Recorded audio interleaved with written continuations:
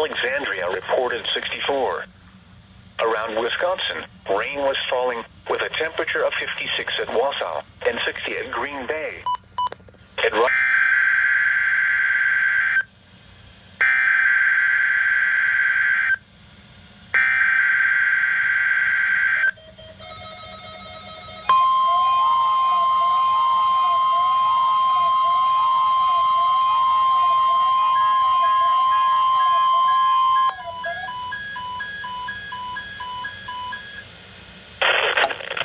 The National Weather Service in Chanhassen, Minnesota, has just activated the warning alarms on 13 weather radio stations across central and southern Minnesota and west central Wisconsin.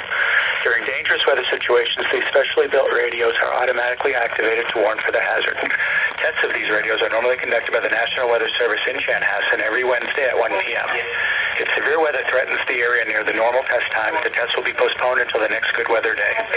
The warning alarm will be activated for selected watches, warnings, and statements affecting central and southern Minnesota and west central Wisconsin. This concludes the test of the warning system. We now return to normal programming.